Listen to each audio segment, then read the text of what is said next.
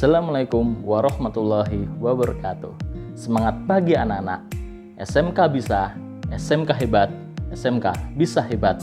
Selamat datang di channel Pak F. Video ini dibuat untuk kalian belajar dimanapun dan kapanpun. Saya yakin kalian bisa. Silahkan simak video berikut ini. Hai, kali ini kita akan belajar tentang konfigurasi jaringan nirkabel pada mapel teknologi jaringan berbasis luas. Masih bersama saya, Pak F.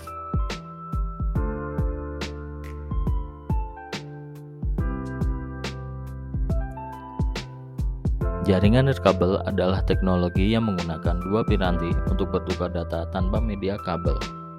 Data yang dipertukarkan melalui media gelombang cahaya tertentu seperti teknologi infrared pada remote TV atau gelombang radio seperti Bluetooth pada ponsel dan komputer. Jaringan nirkabel biasanya menghubungkan satu komputer dengan sistem lain menggunakan beberapa macam media transmisi tanpa kabel.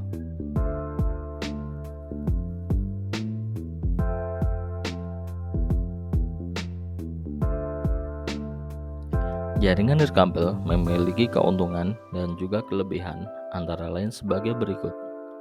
Dari nilai plusnya, 1. Tingkat mobilitas tinggi. Penggunaan jaringan nirkabel memberikan kemudahan terhadap pengguna untuk mengakses informasi dimanapun mereka berada selama dapat terjangkau jaringan nirkabel tersebut.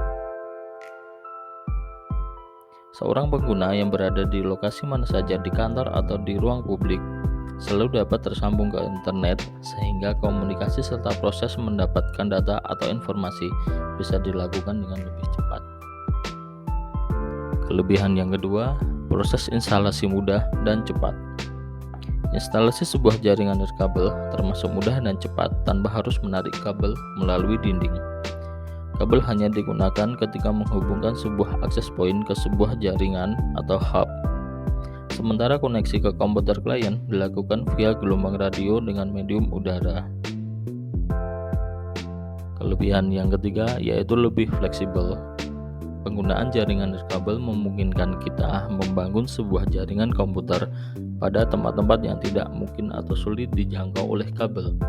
Seperti di kota-kota besar, infrastruktur untuk tempat kabel sudah sangat sulit dan tidak mempunyai tempat yang cukup memadai, sehingga penggunaan jaringan nirkabel menjadi salah satu alternatif solusi yang tepat. Kelebihan yang nomor 4 yaitu meningkatkan produktivitas, karena dapat selalu tersambung ke jaringan internet atau intranet. Dimanapun pengguna berada selama dalam jangkauan jaringan, respon pengguna akan lebih cepat, seperti dalam sebuah perusahaan.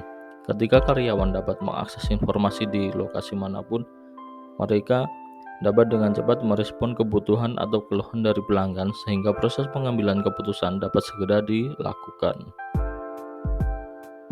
Selanjutnya adalah minusnya atau kerugiannya jaringan nirkabel. Yang pertama adalah faktor keamanan. Karena jaringan nirkabel bekerja dengan medium udara, sebenarnya transmisi data dapat ditangkap dan disadap oleh siapa saja sehingga banyak sekali jenis serangan yang terjadi pada jaringan nirkabel. Namun, ada beberapa teknik dan tip optimalisasi jaringan. Yang kelemahan kedua yaitu faktor kecepatan.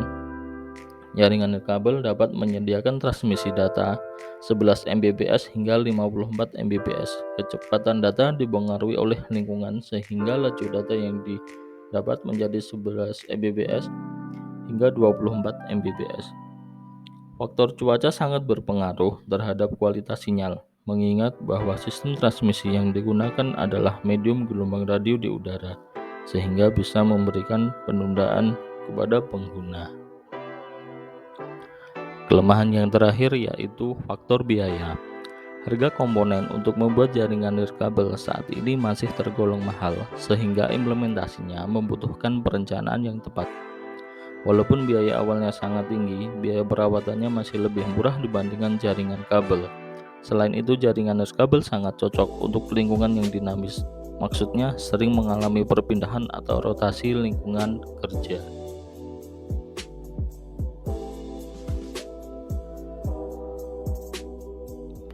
Jenis-jenis jaringan nirkabel.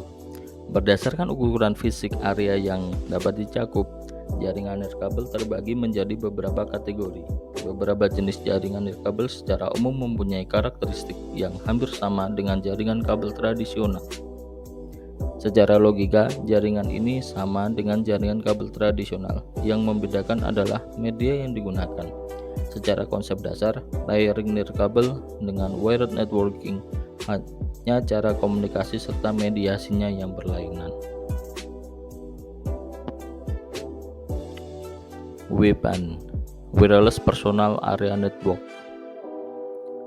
Jaringan personal adalah jaringan nirkabel yang mempunyai cakupan yang sangat sempit, yaitu sekitar 20 meter.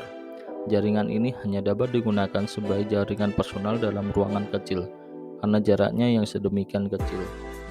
Performa jaringan wireless PAN termasuk dalam kategori sedang, di mana data rate-nya mencapai 2 Mbps. Pemanfaatan jaringan personal wireless telah cukup luas, terutama pada peralatan-peralatan mobile seperti PDA, laptop, dan telepon seluler. Beberapa bentuk pemanfaatan jaringan area kecil yang paling umum adalah aktivitas sinkronisasi antar peralatan gadget dengan PC atau laptop. Implementasi wireless PAN banyak digunakan pada HP dan audio headset. Pengguna gadget dapat dengan mudah melakukan pembicaraan dan mendengarkan musik tanpa menggunakan kabel.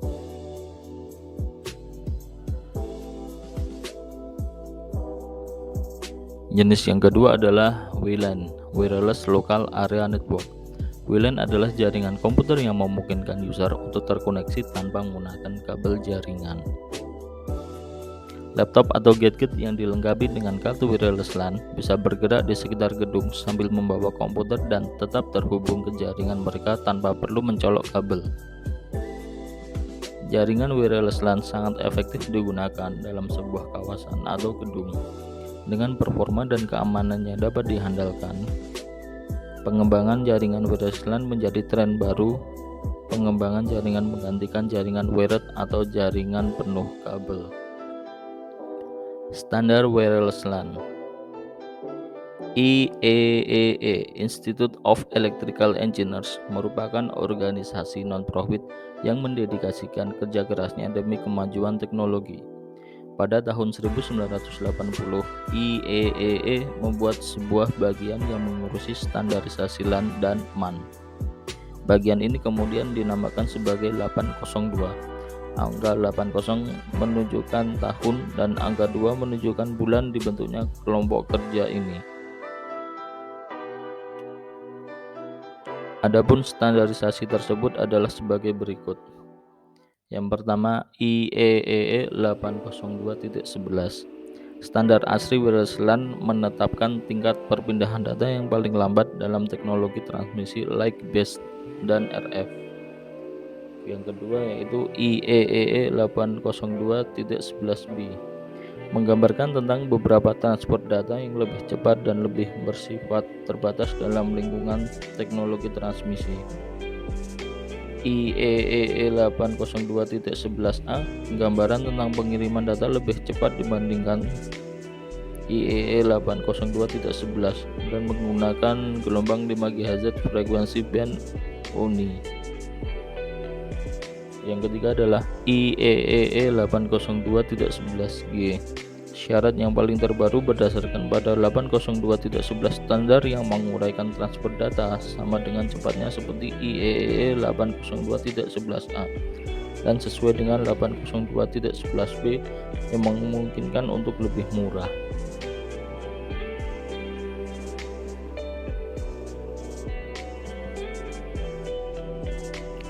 Komponen wireless LAN.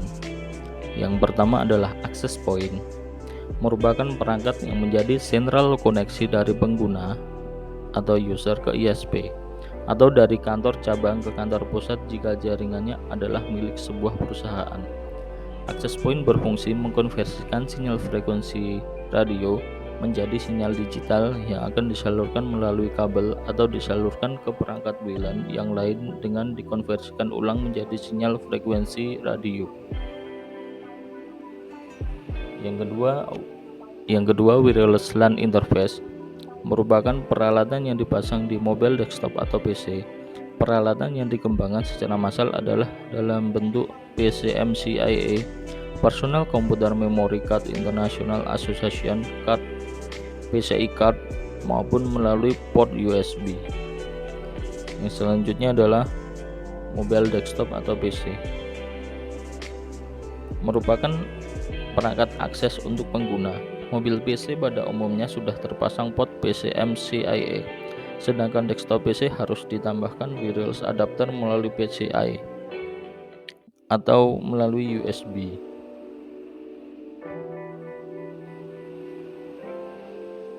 Teknologi LAN nirkabel. Yang pertama adalah Wi-Fi.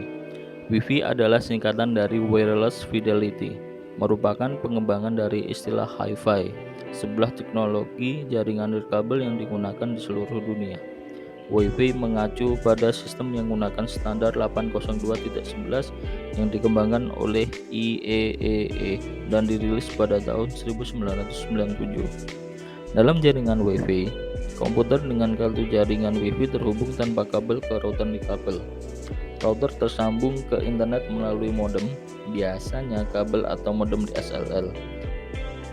Setiap pengguna dalam jarak 200 kaki atau lebih, sekitar 61 meter, dan titik akses kemudian dapat terhubung ke internet. Meskipun untuk kecepatan transfer yang baik, jarak 30 meter atau kurang lebih baik. Selanjutnya hotspot. Hotspot adalah definisi untuk daerah yang dilayani oleh satu akses point wireless LAN standar 802.11a atau B atau G, di mana pengguna user dapat masuk ke dalam akses point secara bebas dan mobile menggunakan perangkat sejenis notebook, PDA atau lainnya. Hal yang perlu diperhatikan dalam membangun sebuah kawasan wireless area adalah konfigurasi serta persyaratan apa yang harus dipenuhi serta untuk siapa wireless area diperuntukkan. Sampai di sini dulu materi yang saya paparkan. Nanti akan ada lanjutannya untuk materi selanjutnya. Wassalamualaikum warahmatullahi wabarakatuh.